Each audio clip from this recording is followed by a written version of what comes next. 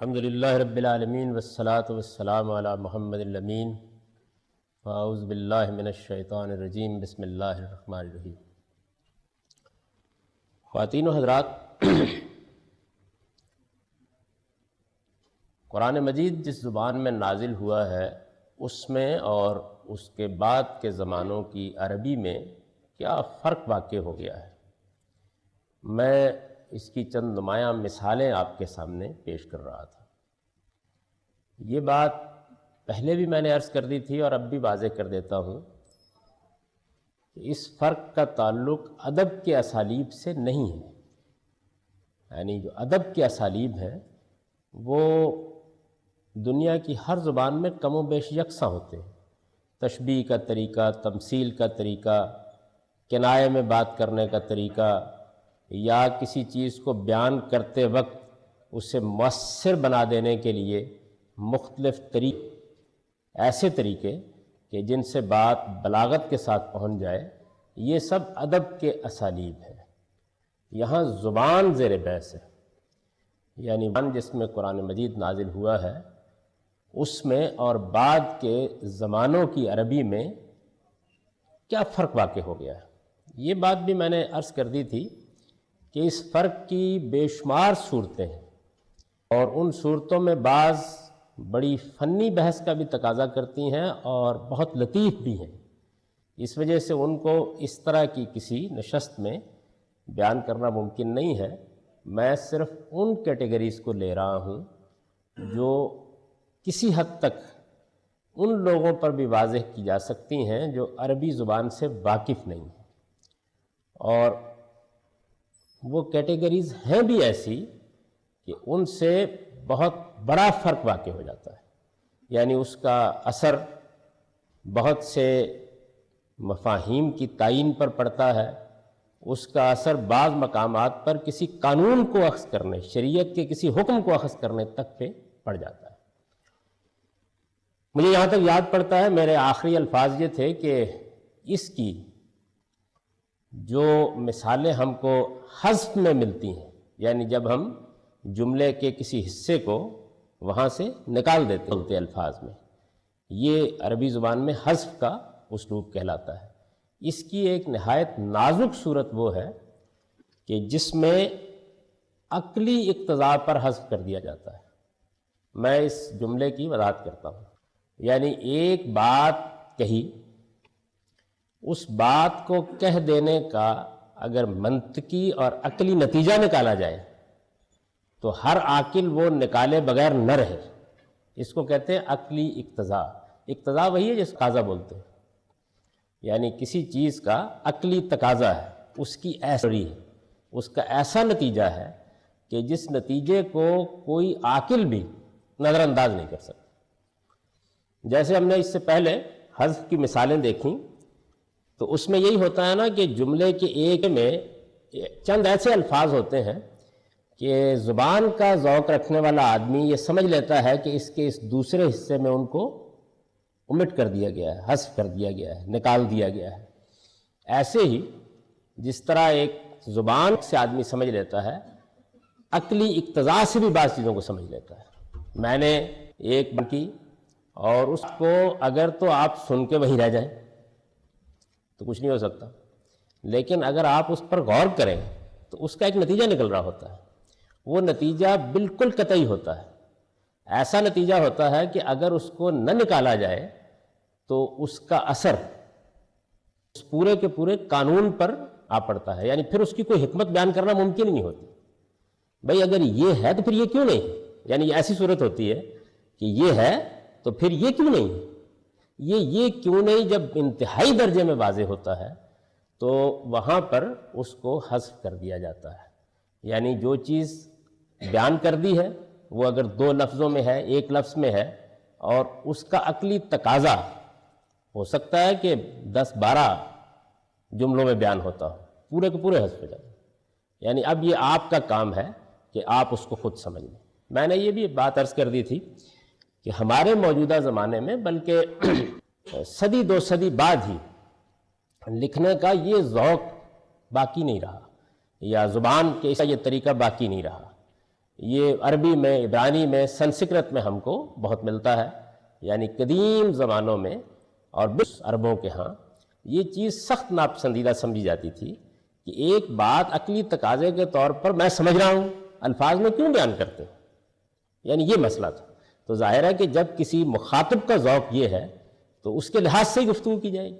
ہم اپنے اردو زبان میں دیکھتے ہیں کہ ہر دور کا ایک بات کرنے کا طریقہ، اب اس دور میں وہ طریقہ انتہائی پسندیدہ، سب کے نزدیک محبوب، اس سے ہٹ کر کوئی بات کیجئے تو لوگوں کے لیے اجنبی ہو جائے. لیکن کچھ ہی زمانہ نہیں گزرتا کہ بعض اسالیب، بعض طریقے لوگوں کے لیے اجنبی ہو جاتے ہیں. تو اس میں پھر ماضی کا سفر کرنا پڑتا ہے. یعنی جو لوگ بھی اس زبان کا اچھا ذوق پیدا کرنا چاہتے ہوں ان کو یہ سفر کرنا پڑتا ہے کہ وہ ماضی میں جائیں اور وہاں سے جا کر یہ دیکھ لیں کہ اس زمانے کے لوگوں کا بات کرنے کا کیا طریقہ تھا. تو اس کی ایک نہایت نازک مثال ہے، یہ سورہ نساء ہے، اور سورہ نساء کی یہ 23 نمبر آیت ہے. یہ قرآن مجید کی وہ جگہ ہے جہاں اللہ تعالیٰ نے ان خواتین کی فہرست بیان جن سے نکاح کرنا ممنوع ہے. یہ جو فہرست ہے قرآن مجید میں، یہ کوئی قرآن کی ابتدا نہیں ہے، بلکہ اللہ تعالیٰ کا دین جب سے اس دنیا میں رہا ہے بہت سی رشتہ داریاں اور تعلق ایسے ہیں جن میں نکاح کرنا ناموزوں سمجھا گیا ہے. جس کی ایک نمایاں مثال یہ ہے کہ کوئی آدمی یہ پسند نہیں کرتا، دنیا کی کسی تہذیب میں بھی آسانی سے اس پہ راضی نہیں ہوتا کہ ماں کے ساتھ نکاح کا تعلق قائم کیا جائے. تو اس طرح کے بہت سے رشتے ہیں، ہمارے ہاں بھی 8 10 20 رشتے ہیں جن رشتوں میں نکاح کرنا اللہ تعالیٰ نے ممنوع قرار دے دیا ہے، ان میں شادی نہیں ہو سکتی. اچھا، اس میں ایک خاص چیز رضاعت کا تعلق ہے. یعنی ایک تو یہ نا کہ ایک ماں نے جنا ہے، ممنوع ہو گئی. 6 رشتے تو نسبی بنیاد پر ممنوع ہیں، یعنی ماں کے ساتھ نکاح نہیں ہو سکتا، بیٹی کے ساتھ نکاح نہیں ہو سکتا، بہن کے ساتھ نکاح نہیں ہو سکتا، اسی طرح بھانجی کے ساتھ نکاح نہیں ہو سکتا، بھتیجی کے ساتھ نکاح نہیں ہو سکتا. تو یہ نسب کی بنیاد پر ہے، یعنی میرا ایک نسبی تعلق پیدا ہوتا ہے تو اس کی بنیاد پر نکاح کو ممنوع قرار دے دیا جاتا ہے. ایک نکاح کی ممانعت کا خاص باب رضاعت کا باب ہے. یعنی کسی بچے نے کسی خاتون کا دودھ پیا. عربوں میں چونکہ یہ چیز بہت ہی زیادہ تھی، ہمارے ہاں تو بہت کم ہو گئی. یعنی کہیں شاذ کوئی حادثہ ہوتا ہے، کوئی ضرورت ہو تو ایسا ہوتا ہے. عربوں کی معاشرت کا مسئلہ تو یہ تھا کہ جو بیگم وہ دودھ پلانا پسند ہی نہیں کرتی تھی. یعنی بچے کو دودھ پلانا یہ عربی معاشرت میں کوئی پسندیدہ چیز نہیں سمجھی. بڑے گھرانوں کی خواتین اس کے لیے تیار نہیں ہوتی تھی آسانی کے ساتھ. یہ آپ نے بہت پڑھا ہوگا اور سیرت عام میں بھی یہ چیز بیان ہوئی ہے کہ خود رسول اللہ صلی اللہ علیہ وسلم کو ان کی والدہ نے دودھ نہیں پلایا. یعنی بڑے گھرانوں کی خواتین اس کو اپنے لیے عار سمجھتی تھی. یہ معاشرتی معاملات ہیں اور عام طور پر ایسی چیزوں کے بارے میں جس سے کوئی بڑا فساد نہ پیدا ہوتا ہو شریعت بھی مداخلت نہیں کرتی. یعنی یہ اس کا مزاج نہیں ہے. ایک چیز پسند نہیں کی جاتی تو ٹھیک ہے، کوئی فرق نہیں پڑتا اس سے. اگر اس سے کوئی مفسدہ پیدا نہیں ہوتا تو اسے قائم رکھا جائے گا. مجھے اس کا ایک بڑا دلچسپ تجربہ ہوا. میں اپنے ایک بزرگ کے ہاں آج سے کئی برس پہلے کراچی میں مہمان ہوا. وہ ہمارے پرانے بزرگوں میں سے. تو مجھ سے کہا کہ شامی کو تم کو چلا جانا ہے تو باہر کھانا نہیں کھانا، دوپہر کا کھانا گھر ہی میں کھانا. اب جب کھانے کے لیے دسترخوان بچھایا گیا تو اس میں جو کچھ بھی موجود تھا اس میں بہت تکلف تھا. یعنی ان کے ہاں خاص طرح کی نہاری بنتی ہے، خاص طرح کے پائے پکتے ہیں، تو یہ سب بڑے اہتمام سے تھا. اچھا، مجھے یہ بھی معلوم تھا کہ ان کے یہاں کوئی ملازم نہیں ہے اور عام طور پر ان کی بیگم کھانے پکاتے ہیں، بہت اچھے کھانے پکاتی ہیں. اور خاص طور پر اس معاملے میں تو ان کا بہت شعرا رہا، وہ نہاری بہت اچھی بناتی ہیں. بلکہ وہ اتنا شعرا رہا کہ ہمارے ممدوح مولانا سید ابو اللہ صاحب مودودی نہاری کے بہت شائق تھے. اور پٹھان کوٹ کے زمانے میں یہی بزرگ جن کا میں ذکر کر رہا ہوں یہ ان کے لیے نہاری لے کر آئے. اب اس زمانے میں جہاز تو ہوتے نہیں تھے، تو سفر کی وجہ سے کچھ موسم بھی گرمی کا تھا. ان کو خیال ہوا، بلکہ انہوں نے محسوس بھی کیا کہ ذرا سی خراب ہو گئی.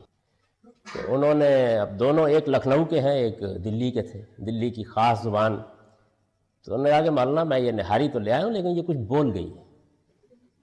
تو انہوں نے کہا کوئی بات نہیں، ہم ذرا لیمو چٹائیں گے، خاموش ہو جائیں گے۔ تو یہ انہی بزرگ کا قصہ ہے۔ میں ان کے ہاں جب دسترخوان پر بیٹھا تو بہت انواع و اقسام کے کھانے اور بہت اہتمام سے پکے ہوئے، لیکن روٹی بالکل باسی، یعنی کم و بیش اکڑی ہوئی جیسے باسی روٹی۔ تو انہوں نے ظاہر ہے کہ ذہین آدمی ہے، بیٹھتے انہوں نے محسوس کر لیا کہ میں بھی محسوس کر رہا ہوں کہ بھئی یہ اس اہتمام کے بعد روٹی کو کیا ہوا ہے۔ تو کہا دیکھیے ہمارے ہاں کی خواتین روٹی پکانا آرٹ سمجھتی ہیں، تو جو اماں روٹی پکانے کے لیے آتی ہے اس کو 3 دن کی چھٹی پر جانا تھا، 2 دن پہلے پکا گئی تھی وہی روٹی۔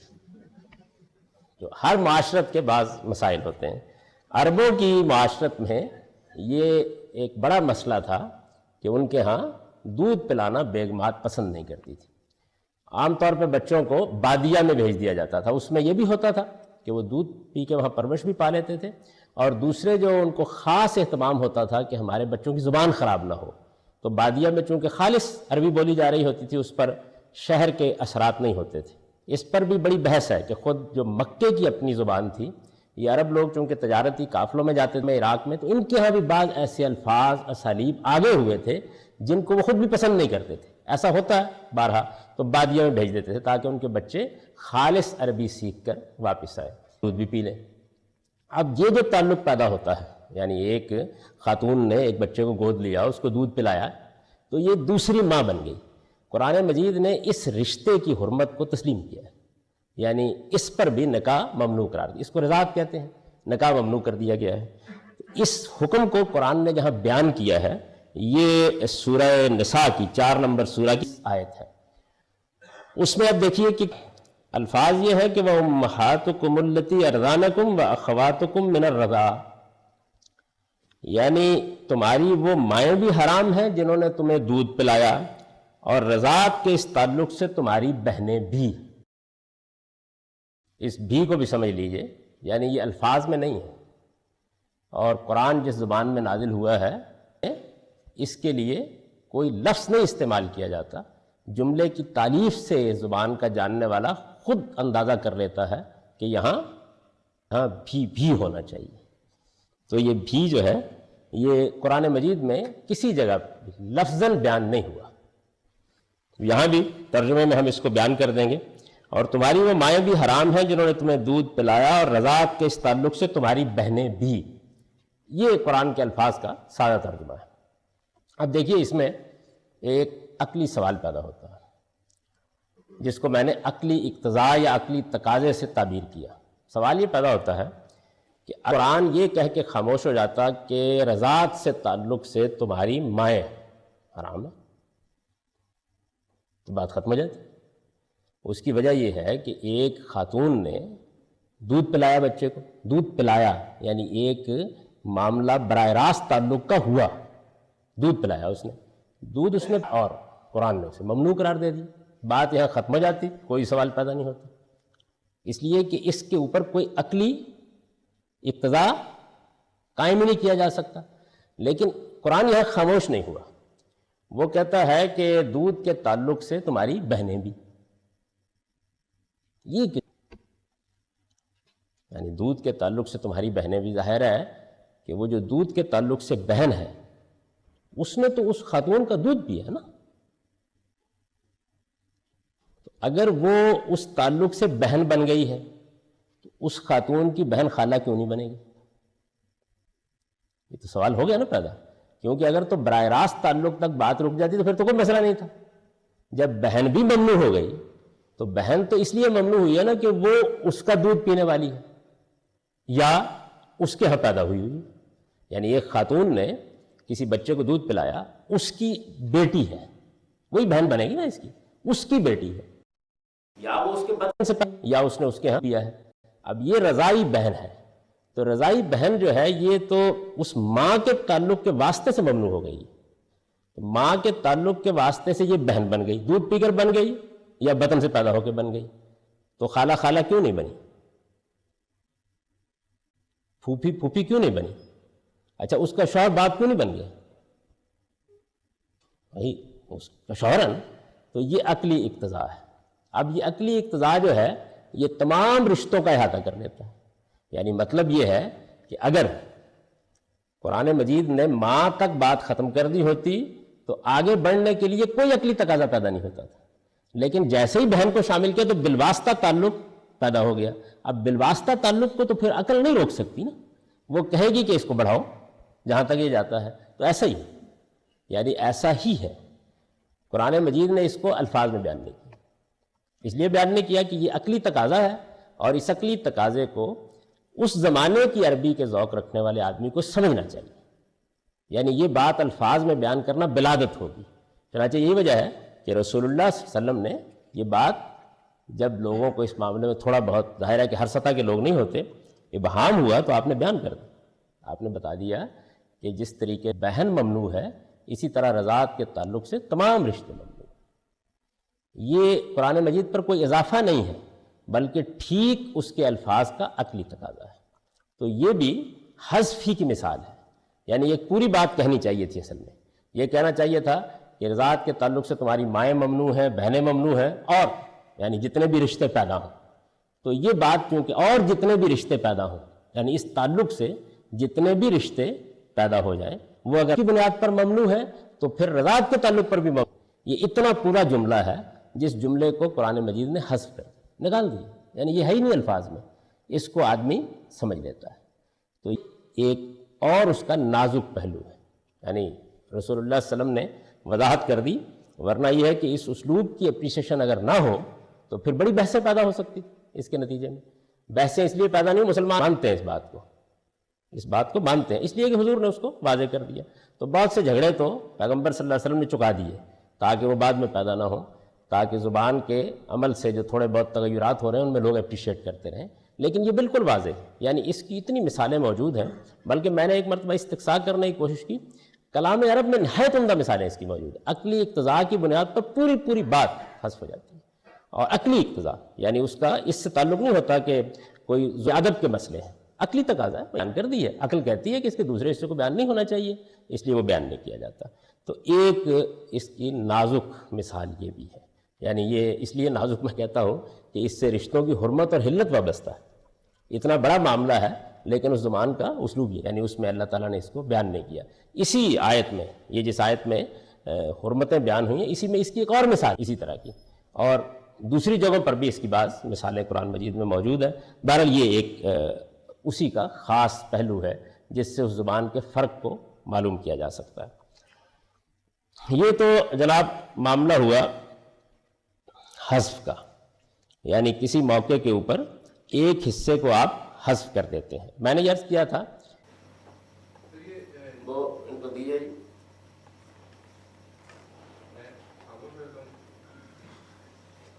خاموشی بہتر ہے۔ آپ نے کریمہ سادی کا پڑھا ہوتا تو اس میں ایک پورا باب ہے۔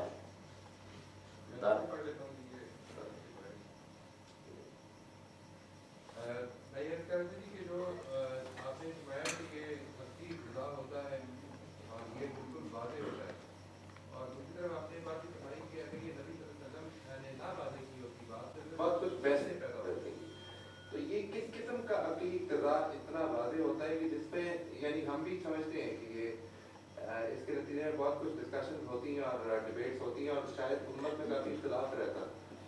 واٹ از اٹ جس کو کہ آپ فرما رہے ہیں کہ یہ بالکل واضح ہوتا ہے؟ علم عقل کے اور کتنے تقاضے ہیں جن کے اوپر بحث نہیں ہوتی؟ ساری دنیا میں جو اصل مسئلہ ہے وہ یہی ہے کہ بدیہی عقلی تقاضے ہوتے ہیں، لیکن یہ ہے کہ اس کا تعلق انسان کی تربیت سے ہے۔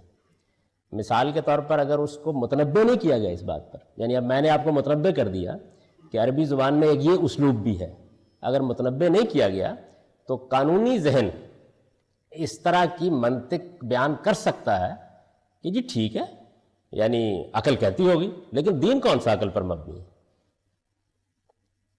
یعنی ہمارے ہاں تو ایک پورا کا پورا مقدمہ ہے، ایک پورا نقطہ نظر یہ ہے کہ دین میں عقل کا کیا سوال۔ اس لیے اللہ تعالیٰ نے اگر بہن کو ممنوع کر دیا تو ہو گئی، اور اگر باقی نہیں کی، یعنی عقلی اقتضاء کے مطابق دین کا گفتگو کرتا ہے، یہ تو خود دین میں مسلمہ نہیں ہے، یعنی لوگوں کا جو تصور ہے۔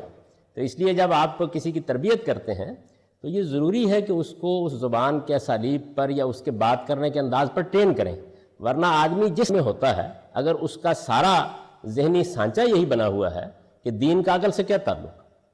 یہ تو میں زبان کی بات کر رہا ہوں. بے شمار اور دینی احکام ہیں کہ جن کے اوپر بہت سے عقلی اعتراضات پیدا ہوتے ہیں، یعنی جیسے ان کو بیان کیا جاتا ہے، لیکن لوگوں کو یہ کہہ کے خاموش کرا دیا جاتا ہے، اور اس میں پورے نقطہ نظر ہے. آپ یہ دیکھیں کہ آپ کو یہ بات کتنی معقول لگتی ہے کہ دین اصل میں ہماری فطرت کے تقاضے ہیں، جن میں جہاں سمجھنے میں ابہام پیدا ہوا ہے وہاں اللہ تعالیٰ نے مداخلت کر کے شریعت دے دی. اچھا، اس کے حق میں قرآن کے نصوص ہیں، قرآن صریح لفظوں میں کہتا ہے، لیکن ایک پورا کا پورا مدرسہ فکر ہے ہمارے ہاں جو یہ کہتا ہے کہ خیر و شر کی بنیاد اصل میں پیغمبر کے حکم پر ہے. تو کیا یہ اس کا یہ مطلب بھی ہوگا کہ یہ جب جس چیز کو ہم عقلی اقتضاء کہہ رہے ہیں اس کو جب ہم شریعت اسلامی بیان کریں گے تو اس میں شامل کریں گے، یا یہ اصل میں فہم پر مبنی فقہ ہوگی؟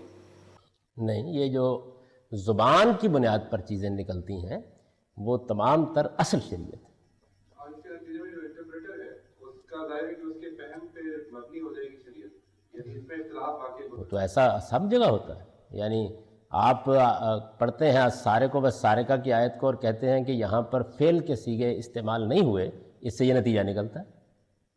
یعنی وہ چیز شریعت نہیں ہے کہ جس میں جو کچھ قرآن میں بیان ہوا ہے یا جو کچھ دین میں بیان ہوا ہے، خواہ وہ کسی اسلوب میں بیان ہو گیا ہے، اس کے آگے آپ کوئی حکم بیان کرنا چاہتے ہیں. یعنی جہاں دین آپ بیان کر رہے ہیں تو وہاں تو جیسے آپ لفظ سمجھ رہے ہیں ایسے ہی اسلوب سمجھ رہے ہیں، یعنی اس میں کوئی فرق نہیں. اسی چیز کو نہ سمجھنے کی وجہ سے بعض لوگوں نے یہ خیال کر کہ قرآن مجید کا لفظی ترجمہ کرنا چاہیے. یعنی وہ کہتے ہیں کہ اس میں دیکھیے ہم جسارت کیسے کریں جملے کو با محاورہ کر دینے کی. تو میں یہ کہتا ہوں کہ دیکھیے یہ دونوں جانب ہو گیا مسئلہ. یعنی آپ جسارت نہیں کرتے، اس کا مطلب یہ کہ جو بات اللہ تعالیٰ نے کہی پوری پہنچائی نہیں رہے. تو یہ تو رہے گا بھائی، یعنی اس کو نہیں روکا جا سکتا. لوگ بحث کرتے رہے اور لوگ اختلاف کرتے رہے. یعنی اصل چیز یہ ہے کہ جو چیز کتاب اللہ سے اس کی زبان کے طریقے کے اوپر نکل رہی ہے وہ بہرحال اصل شریعت ہے، اطلاق نہیں ہے وہ اس کی اصل بات. اور یہ اختلاف ہر جگہ ہوگا. لفظ کے معنی کی تعین میں ہو جائے گا، جملے کی تالیف میں ہو جائے گا. آپ کلالہ کی آیات میں دیکھیے نا کیا ہوا ہے. یعنی وہاں ایک پورا کا پورا حکم لوگوں نے نکال لیا جس حکم کا کوئی تک ہی نہیں ہے. یعنی بظاہر آپ کو ایسے لگتا ہے، تو وہاں کیا آپ کہیں گے کہ چونکہ یہ آپ کا یا میرا یا کسی اور کا فہم ہے تو اس کو شریعت کے طور پر بیان نہیں کیا جائے گا. تو یہ میری گزارشات ہیں اگر قابل اعتنا سمجھی جائے. آج ایسے دوپہر میں سوئے تھے آپ؟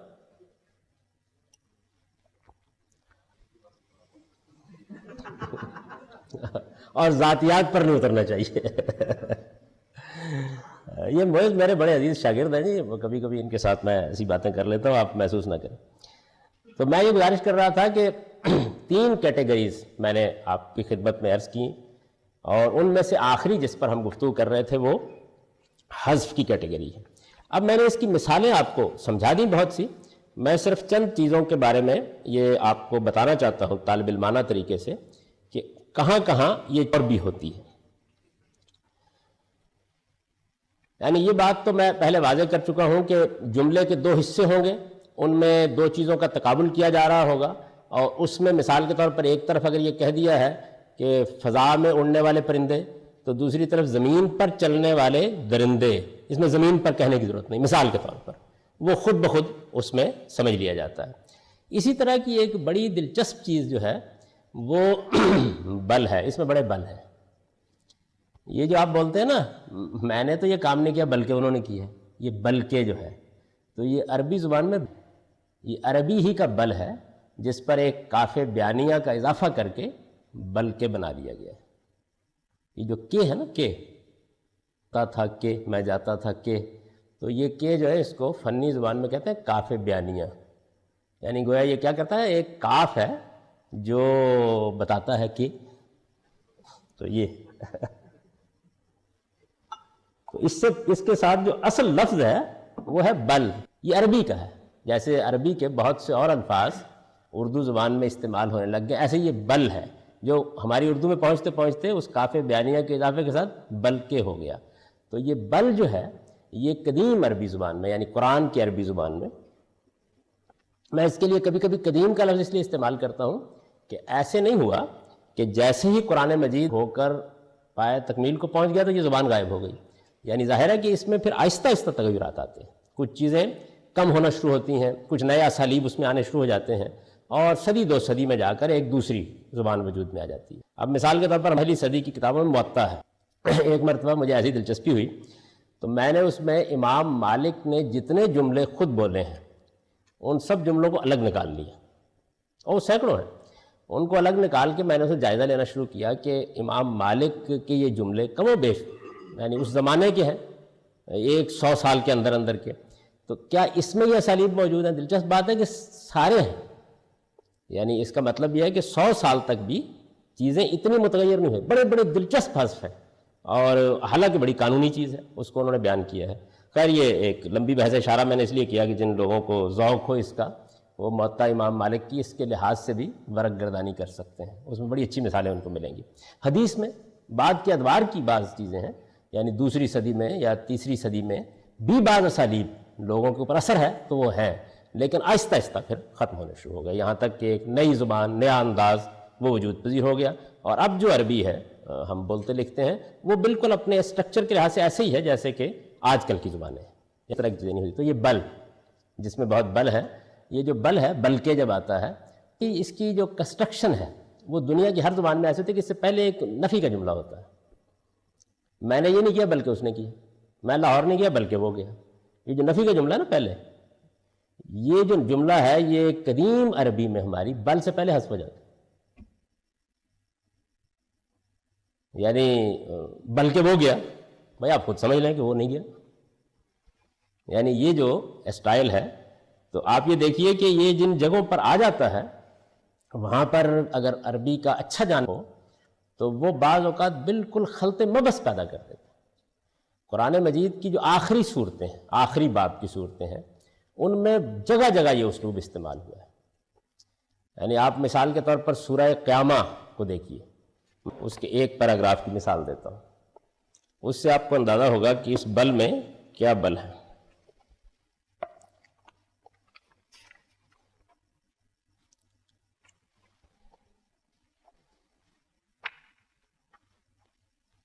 سورہ قیامہ 75 سورہ ہے قرآن مجید کی.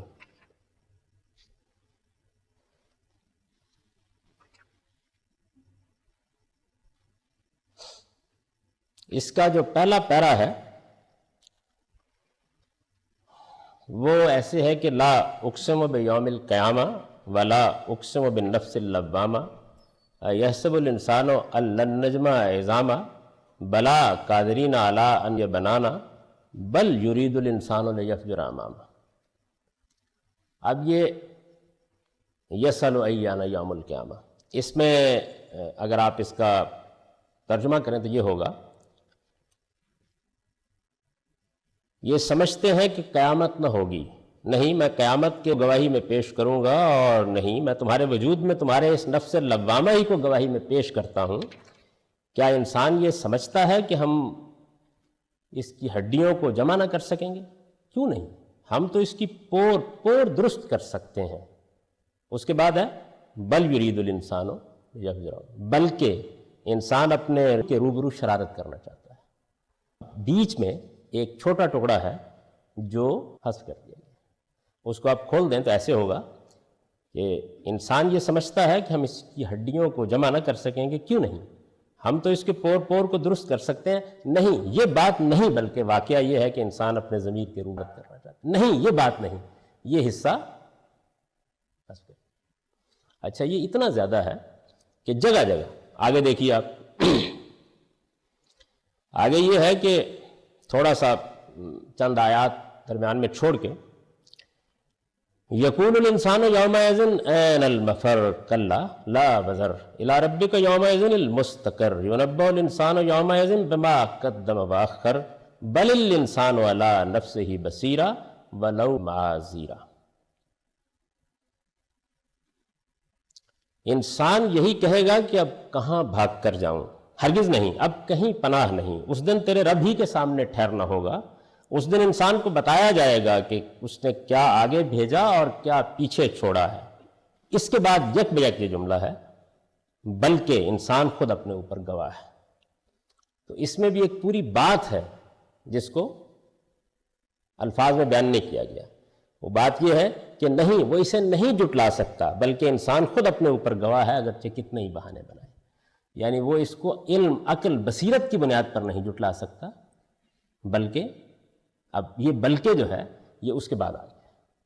تو اس طرح کے بہت سے مواقع ہیں قرآن مجید میں، اور آخری صورتوں میں یہ اسی طرح کا ایک ہے عربی زبان میں کلا. کلا کا مطلب ہوتا ہے ہرگز نہیں. اب ہرگز نہیں میں کوئی بات ہوگی نا جس پر آپ یہ کہیں گے. یہ عربی کا کلا ہے. ہمارے ایک دوست تھے تو وہ کہا کرتے تھے کہ قرآن میں لکھا ہوا ہے کہ آدمی کو داڑھی نہیں رکھنی چاہیے. بہت سخت خلاف ہے داڑھی. وہ کہاں لکھا ہوا ہے؟ کہتے کلا صوفت آ، تمہارا کلا صاف ہونا چاہیے. تو یہ وہ کلا نہیں ہے. پنجابی میں کلا گال کو کہتے ہیں. میں نے اس کے کلے پر ایک دے مارا. تو بس میں نے اس کو بھی نہیں کہنا چاہیے تھا، میں عہدے کہنا چاہیے تھا. پنجابی تب بنتی نا. تو یہ جی اردو میں تو کلے کا مزہ ہی نہیں آتا ہے. تو اردو میں مستعمل، لیکن جو لطف پنجابی میں ہے وہ اردو میں کہاں. اردو میں اب یہ کم و بیش متروک ہو گیا، یعنی اب نہیں بولتے. تو خیر میں یہ عرض کر رہا تھا کہ یہ مثال کے طور پر ایک یہ بل ہے. اس کی بہت مثالیں ہیں. اگر آپ البیان کے آخری حصے کو کبھی دقت نظر کے ساتھ دیکھیں تو جگہ جگہ بل سے پہلے آپ دیکھیں گے کہ ایک قوسین لگے ہوئے ہیں اور ان کے درمیان میں چند الفاظ کا یا ایک جملے کا اضافہ کر دیا گیا ہے. تو ایک شکل یہ بنتی ہے اس کی. میں صرف توجہ دلا رہا ہوں کہ کہاں کہاں یہ مسائل پیدا ہو جاتے ہیں.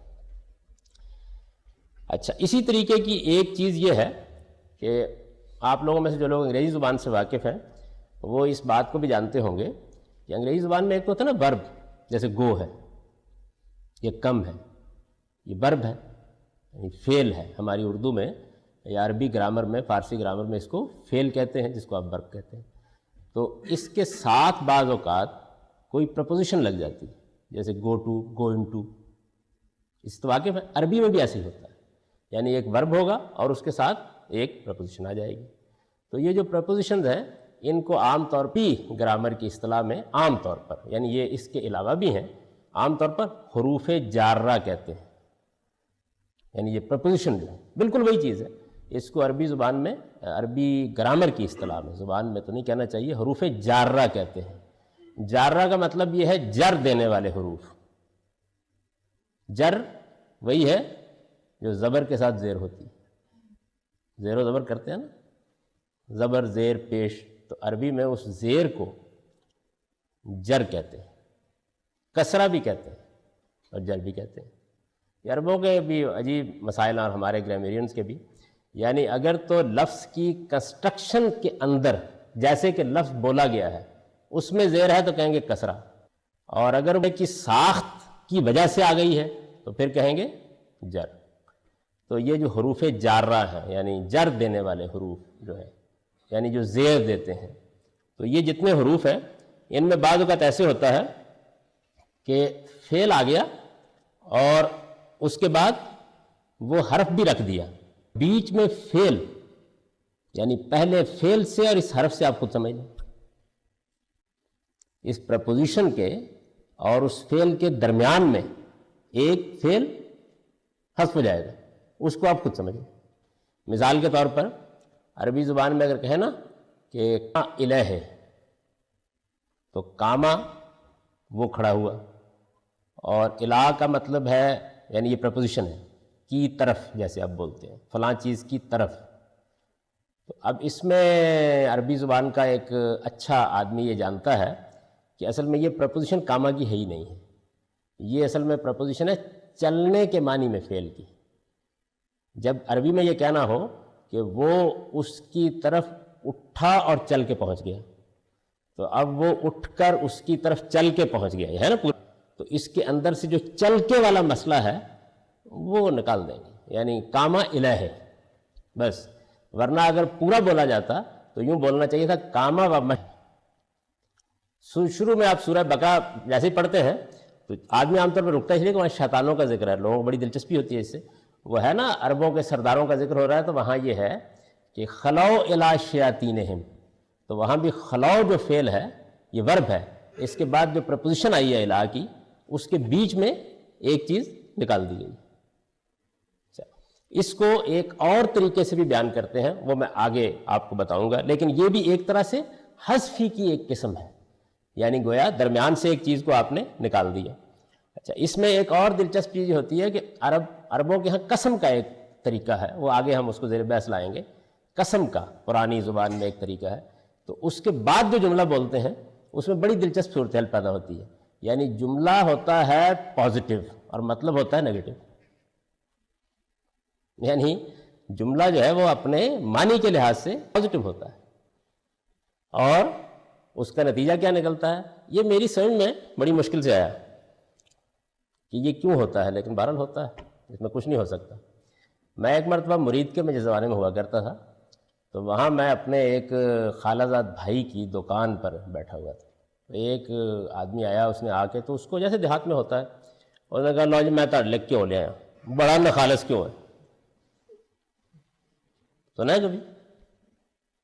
یعنی نخالص کیا مطلب؟ انتہائی خالص، یہ بھی زبان کے ہے نا، یعنی ہماری پنجاب میں خالص کو کیا کہا اس نے؟ نخالص، اور یہ گویا مبالغہ ہے، یعنی جب گھی بہت خالص ہوگا کہ بڑا نخالص کیوں رہا ہے، تو اس طرح کی چیزیں ہو جاتی ہیں۔ امر القیس کا وہ بڑا مشہور شعر ہے کہ فقلت یمین اللہ ابرہ قائدا، یعنی میں نے کہا کہ خدا کی قسم میں تیرے دروازے پر بیٹھا رہوں گا،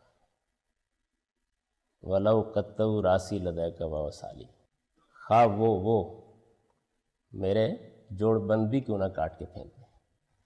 تو بڑا عزم جزم ہے نا اس میں، خدا کی تیرے دروازے میں بیٹھا رہوں گا، تو وہ بیٹھا رہوں گا جو ہے یہ جس جملے میں ادا کیا گیا ہے وہ اصل میں ہے میں نہیں ٹلوں گا، اور جو الفاظ میں ہوا وہ ہے کہ ٹلوں گا، لیکن جو آدمی اس زبان کے مزاج سے واقف ہے یہ جانتا ہے کہ یہاں پر ایک لا یعنی نہیں، یہ حذف کر دیا، تو یہ اس کی ایک اور مثال ہے۔ خیر، یہ میں نے آپ کو چند چیزوں کی طرف اشارہ کر دیا، اس سے پہلے بالاجمال بتا چکا ہوں کہ شرط کا جملہ ہوگا جواب شرط حذف ہو جائے گا، اسی طرح سے اس کی مثال بھی میں نے دے دی تھی آپ کو، اسی طریقے سے بعض اوقات قسم کا جملہ ہوگا جواب قسم حذف ہو جائے گا، یعنی خدا کی قسم آگے نہیں بولنا۔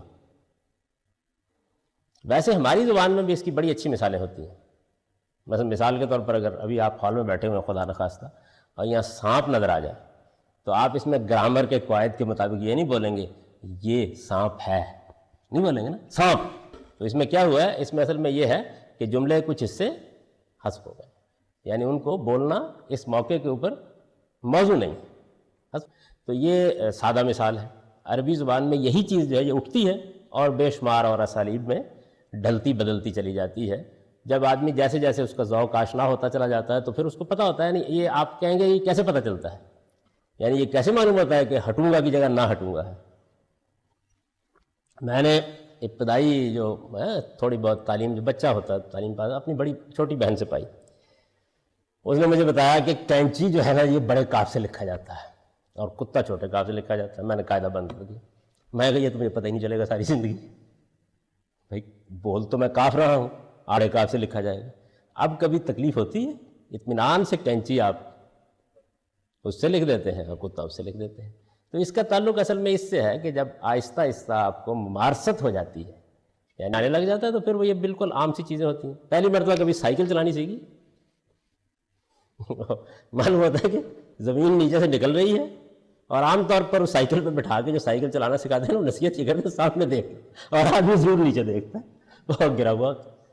تو یہ زبانوں میں بھی ہوتا ہے، چیزوں کو سیکھنے میں بھی ہوتا ہے۔ میں نے گاڑی سیکھنے کی ایک مرتبہ کوشش کی، خالد ظہیر صاحب اس میں میرے استاد بنے، میں مار تو پہلی مرتبہ مجھے پتہ چل گیا کہ بھائی یہ تو کچھ نہیں ہو سکتا، بھائی یہ کیا کہا جا سکتا ہے۔ میں نے توبہ کر لی اس سے، لیکن توبہ نہیں کرنی چاہیے، آپ ماریں پھر گریں پھر اٹھیں تو آہستہ آہستہ آپ گاڑی چلانا سیکھ لیتے ہیں، حوصلہ مند ہونا چاہیے۔ تو یہی زبان کا معاملہ ہوتا ہے کہ اس میں یہ سب ہوتا ہے۔ تو یہ جناب 3 کیٹیگریز کا میں نے آپ کو تعارف کرایا کہ جس میں یہ ہوتا ہے۔ اس کے بعد ایک دلچسپ چیز وہ ہے، یعنی وہ کیٹیگری میں اس کو الگ سے میں اس لیے توجہ دلا رہا ہوں، اس کی مثال میں دے چکا ہوں، اس لیے اس پہ بحث کرنے کی ضرورت نہیں ہوگی۔ یہ جو بھی میں نے آپ کو مثال دی نا، یعنی کسی موقع کے اوپر جو فعل ہے اس کو حذف کر دیا اور اس کی جو پرپوزیشن ہے اس کو رہنے دیا، یعنی اصل میں تھے دو، وہ اٹھا اور چلا، تو وہ اٹھا اور چلا اور کی طرف کہیں جائے گا نا چل کے، تو کیا کیا، اس میں سے اور چلا والا حصہ نکال دیا۔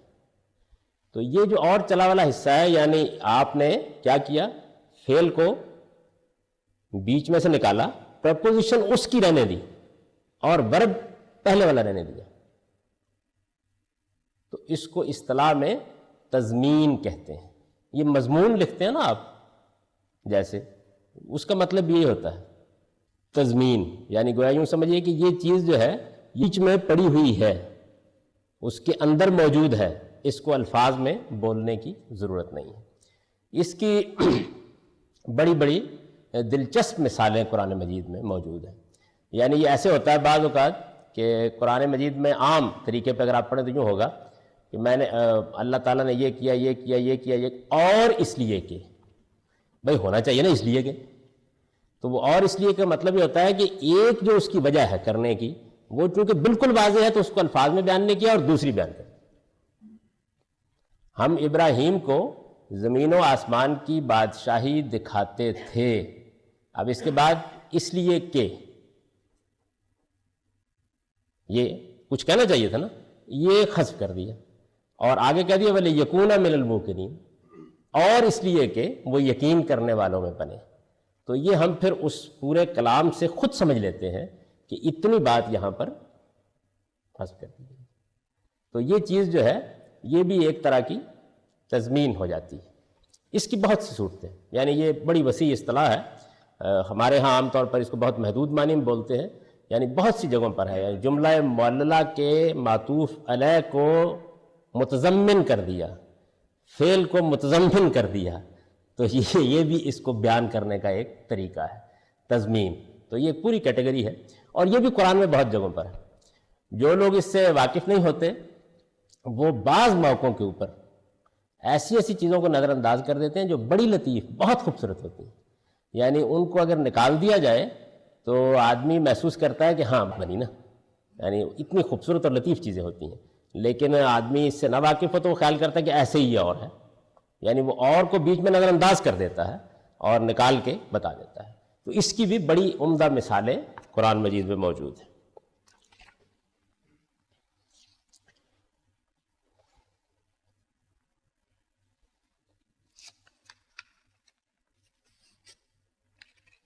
یہ دیکھیے، یہ قرآن مجید کی ایک آیت ہے، وَهَذَا كِتَابٌ أَنزَلْنَاهُ مُبَارَكٌ مُصَدِّقُ الَّذِي بَيْنَ يَدَيْهِ، یہ کتاب ہے، ہم نے اس کو نازل کیا، بڑی برکت والی کتاب ہے، جو کچھ اس سے پہلے ہے اس کی تصدیق کرتی ہے۔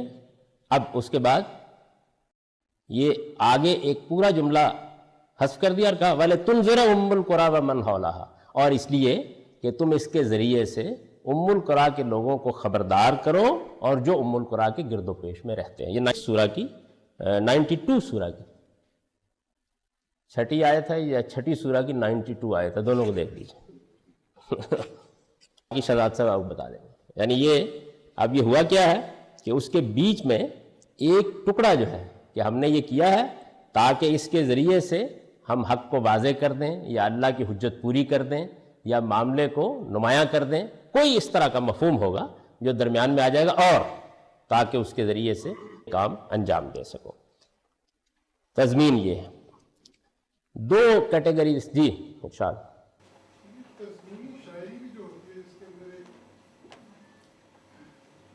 وہ تو یہ ہوتا ہے نا کہ آپ نے کسی اور شاعر کا ایک مصرع یا آپ نے اس کا ایک شعر لیا، اس کو اپنی نظم کا حصہ بنا دیا یا اس مصرے کو حصہ بنا یا اس مصرے پر مصرے لگا دیے۔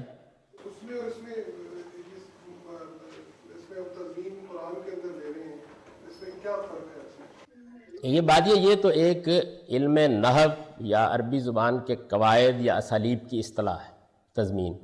وہاں تضمین کا مطلب یہ ہوتا ہے کہ ایک اور چیز کو اس کے ساتھ ملا دیا گیا ہے، یعنی یہاں بھی چونکہ یہ ہوتا ہے نا کہ ایک چیز کو آپ نے دوسری چیز کے ساتھ ملا دیا ہے، تو ملا دینے کے مفہوم کی وجہ سے دونوں جگہ بولا جاتا ہے، دونوں جگہ اس کے معنی یکساں نہیں ہیں۔ یعنی وہ فن شاعری کی اصطلاح ہے، اس میں آپ یہ کرتے ہیں کہ کسی اور شاعر کا ایک مصرع یا شعر وہ لیتے ہیں اور اوپر اپنے مصرعے یا اشعار لگا دیتے ہیں، تو اس کو بھی ادب کی اصطلاح میں تضمین کہتے ہیں، لیکن یہ شاعری کی اصطلاح ہے، یہ عربی شاعری میں پائی ہی نہیں جاتی تھی قدیم میں، یہ پہلے فارسی شعراء نے اس کو اختیار کیا، اور ہماری اردو میں بہت ہے، غالب نے بڑی اچھی تضمینیں کہی ہیں، بعض اور لوگوں نے اچھی تضمینیں کہی ہیں، اور ویسے میری نظر سے سب سے اچھی تضمین گزری، وہ آپ کو تعجب ہوگا، یہ جو بڑی مشہور ایک نعت کہیے یا سلام ہے، بہت پڑھی جاتی ہے ہماری مسجدوں میں، اور بعض اوقات بہت اچھی چیزیں ہوتی ہیں، ان کو بہت زیادہ جب گھس دیا جائے، جیسے اقبال کا شعر نا، ہزاروں نرگس اپنی بے نوری پہ، ہاتھ سکنجبین کی ریڑھی پر لکھا ہوا تھا، اور اس کے بعد ہزار نرگس اپنی بے نوری، یہ میری آج تک سمجھ میں نہیں آ سکا کہ اس کا اس سے کیا تعلق ہے۔ انارکلی میں اب گئے ہیں کبھی گرمیوں کے دنوں میں، تو اسکنجبین کی، اور ایک وہ ہوتا ہے وہ خاص طرح کے مشروبات ہوتے ہیں، شربت ہوتے ہیں، اور ریڑھی ہوگی اس کی، اس کے اوپر لکھا ہزاروں سال نرگس اپنی بین، بڑی مشکل سے ہوتا ہے چمن میں دیدہ بر پیدا، یعنی یہ ہر جگہ لکھا ہوتا ہے۔ تو بہت سے ایسے ہیں، یہ مشہور سلام ہے، سلام مصطفیٰ جان رحمت پہ لاکھوں سلام، اس کے اوپر ایک بدایوں کے شاعر کی تضمین ہے، اور بڑی یعنی ہر مصرے پر اس نے چار چار لگا دیے، بڑی خوبصورت، یعنی یہ اس کے اندر بھی بعض بڑے خوبصورت اسالیب ہیں، لیکن تضمین بھی بہت اچھی ہے۔ آپ کے لیے میں اس لیے عرض کیا کہ بریلویوں سے آپ لوگوں کو تھوڑی ہوتی ہے قدر، ان کے ہم بھی اچھی چیزیں ہوتی ہیں۔ احمد رضا خان بریلوی صاحب کے ایک تو ہے نا عقائد، نظریات، لیکن بعض شعر بہت اچھے ہیں۔ اس میں ایک شعر ہے، یہ جو ان کا سلام ہے، لیکن اس کو شعر کو سمجھانے سے پہلے تھوڑی سی، یعنی دنیا میں وہ رسول اللہ پر سلام کہتے ہیں، اور ظاہر ہے انہوں نے یہ اسی جذبے سے لکھی ہے، اور وہ سلام پڑھتے ہیں، یعنی ان کے ہاں کا یہ ہے نا ایک خاص ذوق، سلام پڑھا جائے گا، اور پھر اس کے بعد یہ بھی خیال ہوتا ہے کہ جس مجلس میں پڑھا جا رہا ہے وہاں رسول اللہ بھی تشریف لاتے ہیں، تو دنیا میں اس ذوق، شوق، محبت کے ساتھ وہ سلام، مصطفیٰ جان رحمت پہ لاکھوں سلام، یہ ان کی مشہور سلام ہے۔ تو اس کو انہوں نے یہاں کیا نا اس کا تو اس میں مضمون یہ ہے کہ یہ تو میں یہاں پڑھ رہا ہوں، میری آرزو یہ ہے کہ جس دن میں میدان حشر میں جاؤں تو وہاں جاتے ہی رسول اللہ صلی اللہ علیہ وسلم تو ظاہر ہے فرشتوں کے جلووں میں ہوں گے نا، یعنی ان کے خدام جو خدمت میں فرشتے کھڑے ہوں گے، وہ دائیں بائیں ہوں گے، تو جیسے ہی میں سامنے جاؤں تو وہ مجھ سے کہیں، مجھ سے خدمت کے قدسی کہیں ہاں رضا، بس بات یہاں ختم کر دیا، مجھ سے خدمت کے قدسی کہیں ہاں رضا، مصطفیٰ جان رحمت پہ لا، یعنی وہی پڑھو نا ذرا، تو آگے وہی مصرع اور لگا دیا، مجھ سے خدمت کے قدسی کہیں ہاں رضا، مصطفیٰ جان رحمت پہ لاکھوں سلام۔ تو اس میں ایک پورا مضمون ہے جس کو انہوں نے مضمر کر دیا۔ تو ان کی شاعری میں بھی بعض بڑے اچھے نمونے ہیں، اگر آپ اس کو دیکھیں، نعتیں اچھی کہیں بعض انہوں نے۔ جی حذف اور تضمین میں ہم فرق کیسے کریں گے؟ یہ میں نے پہلے عرض کر دیا تھا کہ چیز درمیان میں نہیں رہی، اس لحاظ سے آپ اس کو حذف کہتے ہیں، اور اس کا مضمون اس کے اندر چھپا ہوا ہے، اس لحاظ سے اس کو تضمین کہہ دیتے ہیں۔ تو چونکہ یہ آپ لوگ جب ہم لوگوں کی تحریریں پڑھیں گے یا مثلا تدبر قرآن پڑھیں گے تو کسی جگہ پر اس کو وہ تضمین کے لفظ سے ادا کر دیں گے اور کسی جگہ حذف کے لفظ سے ادا کر دیں گے، تو اس لیے میں نے اس کو الگ بیان کر دیا، تاکہ تدبر قرآن تو اردو میں ہے نا، تو پڑھیں گے تو وہ کہیں گے یہاں تضمین ہے، اور بعض جگہوں پر بیان کر دیں گے یہاں حذف ہے، یعنی یہ دونوں اسالیب چونکہ استعمال ہو جاتے ہیں، یہ آپ صرف اصطلاح ہے، یعنی اس سے کوئی فرق نہیں پڑتا۔ اصل میں بات صرف یہ ہے کہ حذف کی تو ہزاروں قسمیں ہیں، لیکن تضمین میں عام طور پر یہ ہوتا ہے کہ یا تو جملے کی کچھ حصہ نکل گیا ہے علت کا، میں یہ اس لیے کروں گا یا یہ اس لیے ہونا چاہیے، اور یا فعل جو ہے اس کا پریپوزیشن یا جار رہ گیا اور وہ نکل گئی، تو سمجھ لیجئے کہ ایک جنرل کیٹیگری ہے، اس کے ایک حصے پر اس کو بول دیا جاتا ہے۔ آپ کا ٹائم ہی ہو جائے۔